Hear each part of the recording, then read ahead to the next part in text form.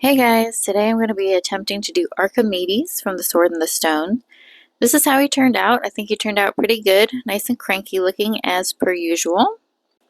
So I'm starting off with his iconic eyebrows because I feel like this will give me a good idea of how much space the rest of the face is going to take up.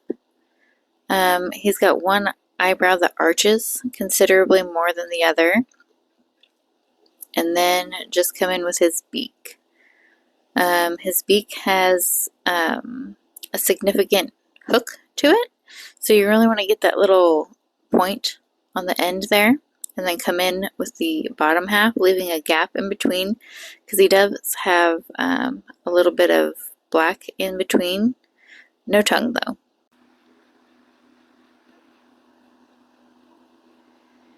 You're going to take your time. Any mistakes that you make, just go back in with a brush and alcohol. Don't use acetone because it will eat up your brush. And I'm not sure if you're going to see it here on the sketch outline or not, but to get those points on the eyebrows, you really want to go from the inside out and kind of flick that brush outwards to get that nice crisp point instead of starting at the edge of one of his feathers and dragging it in, because that leaves a little ball of gel polish or whatever you're using. And what I use, I know a lot of people like to use gel liner, but I think for the sketch it turns out better if you add black polish to base coat. It gives it a nice smooth consistency. It does come out a little lighter than what you would want on the top coat, but it definitely is easier to use. I had originally wanted to put him like in the middle of the nail and have his body on there too, but this is a really small nail. If you're trying to use to do character art, make sure you're using a bigger nail. This is one of the bigger full coverage tips that I own, so this is what I use. And I use the 0 size, which does not fit me. It doesn't fit anyone I know. So that's the size that I think I'm using here.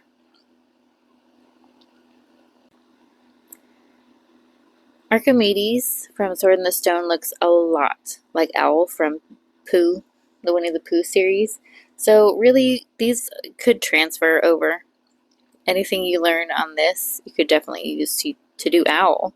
Which after I did Archimedes, I honestly thought like maybe I should just lie and say this is supposed to be Owl, because I had been doing a Winnie the Pooh set, but he looks too cranky to be Owl. Owl in Winnie the Pooh seems to be considerably more good-natured than Archimedes, who, as we all know, is a little bit of a grouch. Now remember, this is just a sketch. If you're just starting out, this is really just to get the sizing down right. And even on this section of the game, like, don't stress it too much. And don't do all the details. Sometimes I forget and I go in and I do little lines around the eyes and things like that. Don't do that. Don't do that, because that's just going to get covered up. So, obviously I forget. I forget what I'm working with. And I do too much. But see how I'm starting from closer to the middle and then pulling my brush outwards? That's to get a nice little point. And honestly, I think I put a little too many feathers here. In the reference photo, he doesn't have that many. But, it's not ever going to be exact, and don't be too rough on yourself, because it's all about practice. I personally love to draw. I love to paint and things like that. And I've noticed that no matter how many videos you watch, no matter how many tutorials you follow, if you're not doing the thing, you're not going to get any better. And at a certain point, I decided that it didn't matter what I was going to draw. It didn't matter what it turned out like. It boils down to what I call pencil mileage. And so when you're practicing character art or nail art, just think of it as brush mileage. The more you work with it, the better you get. It doesn't matter how crappy they turn out. Just keep turning them out, because they get better, whether you see that progress or not. it's happening, I promise. All right, and I'm going in with some white on his chin here, and the reason that I started off with white is because in my mind, for whatever reason, I thought this was the back, like the most back layer, I guess you would consider it. Forgetting that his chest obviously is behind that white layer. What I like to do is work back to front, and so I was just focusing on his chin being behind his beak, and I'm like looking back on it thinking like, why didn't I do that? Because now I have all these nice little quite crisp white lines that I have to go around with that brown, and they kind of doled it down, like doled around the points on his feathers. So if I had to do it again, I would go in with that light, I think it's light brown, yeah, light brown on his chest, and then do the feathers on his chin. So that was a mistake, but hopefully you do as I say, not as I do.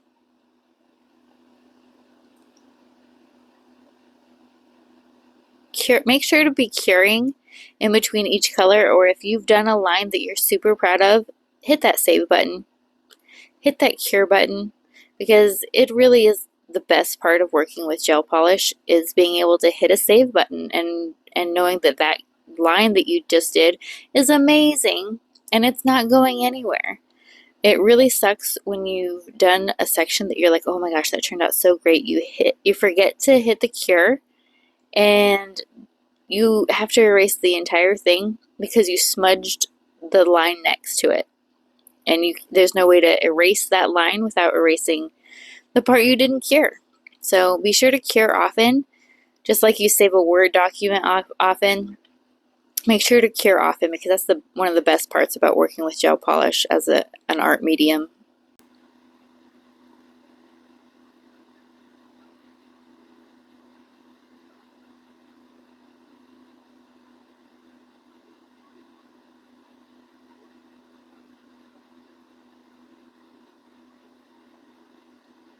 It is really hard to find a brush that's small enough and also firm enough to get into these little crevices. I think the brush I'm using is from McCart. It's a 5mm, but I cut half of the bristles off, and I know a lot of artists like, don't do that, just buy a better brush, buy a different brush.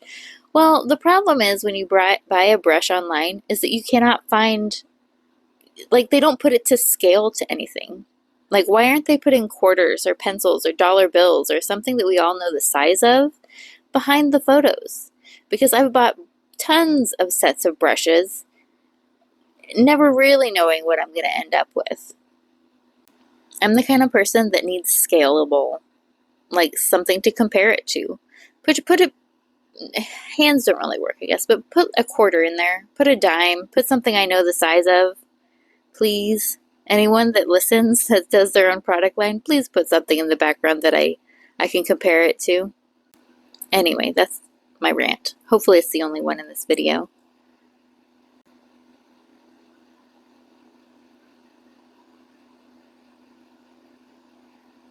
Yep, this is me realizing that I should have done the light brown before I did the chin feathers. And so I'm trying to go in really gently here and just fill in the space between the feathers. So hopefully if you listened to me, you're not having this problem, but here's me struggling with it, so enjoy for a few seconds. The rest of this is really kind of repetitive, so I'm going to put this on a time lapse so you don't have to sit here and watch every little brush stroke that I do. But what I'm doing is I'm going in section by section, and even if it's the same color, what you want to do is, like, each section in between the line arts, I guess you would say, you want to cure those separately. Don't blend them together is my suggestion. Maybe I'll eat my words in the future, but I feel like as a beginner, it's the easiest way to tell where your line work was, so that you're not having to refine those lines that you put down in the sketch section, like in the sketching process. So if you see here, I'm doing like this little section, and then I'm going to cure that, And say, for instance, like his forehead was going to be the same color. I wouldn't put those all together and then cure it. If you cure them in section, you can kind of see the puzzle pieces put together, and that makes your line work later a lot easier. Alright, and now moving into line work, I brought out my Baddest Black Gel Liner by Nails by Dev. And if you haven't watched her stuff and you're getting into character art, give her a shot. It's Nails with a Z by Dev, D-E-V. And she's absolutely fabulous. She does great character work. She's got her own product line. The matte top coat I use in this also is by Nails by Dev. This black gel liner is absolutely fabulous. It's super pigmented. My only complaint is that it's a little thick for what I like to use it for. I guess the way I use it is a little, I don't know. It's just a little thick for me. I think it's great. It's pigmented, but it's definitely so pigmented that you can add a little bit of base coat to it just to make it a little more flowy, I guess. You don't have quite as much drag and resistance when you put the color down, the lines down.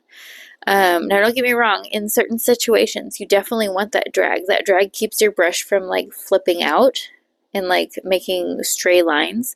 So it's a great consistency to work for. Consistency to work with. My gosh, I can't speak today. So, and it's only $15, so give it a shot. And just like before, once you lay down a line that you're happy with, cure that baby. Cure it, because especially in line work, it is a lot of work to get a beautiful line. If you put down some lines that you're like, yes, this is crisp, this is nice, get that baby cured so that you don't have to erase it if you mess up on that next section, because it is heartbreaking. All right, look at those nice, oh man, I thought I was doing the eyebrows. I'm not. I want to see the eyebrow bit. Those are some epic eyebrows. Let's hurry up and get to the eyebrows part. All right, and look at how nice and pigmented that is. Gorgeous eyebrows, Archimedes. I am a fan. But again, like his eyebrows are very pointy, so you want to make sure to start in the middle and flick your brush out to give that feather a nice crisp point. Don't forget the little under eye bag lines. I guess being a night owl, he of course would have some of those.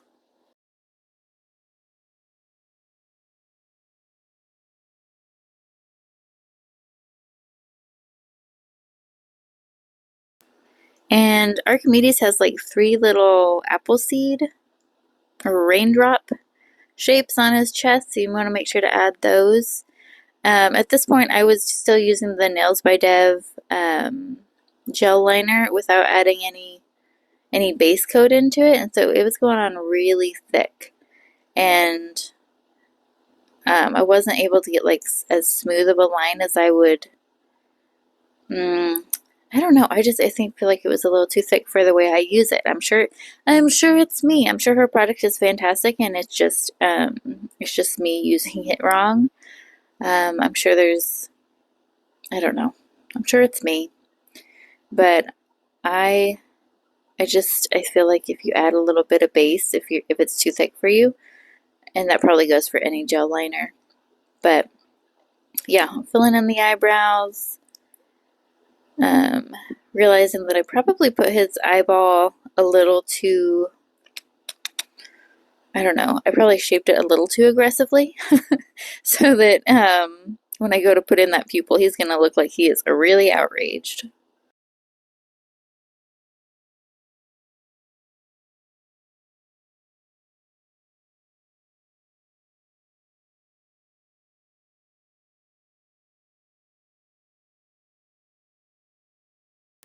All right, and when you're going around a circle like this, especially around the eyes, as humans, we're just designed to look at eyes. And so if you mess up the eyeballs, something is not going to look right. And that's where the pressure is at, folks. So the best way I can say to do this is, especially when like you see how his eyeball butts up against his nose and his eyebrow, start at the eyebrow and go halfway around the eye and then lift up and then go around the other half. Obviously I'm not doing this, so I'm talking out of my butt, but like do half at a time, because if you is my, okay, restarting what I was saying.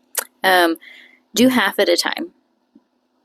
That's the key. Regardless of where you start, do half at a time, because if you don't, your brush is either going to lift up and create a very small skinny section as you go around the circle, or it's going to like kick out and create like in this case like crow's feet, like little wrinkles going around. Doing half at a time I think really helps, especially as a beginner, which that's what I am. Now that we've got that, be sure to cure in between these. Like once you've got one eyeball done, I don't know if I did that, but once you've got one, cure. Hit that save button. I know I'm probably not practicing what I'm preaching, but there's a reason I preach it. I just continue to make myself suffer unnecessarily. I can't be the only one.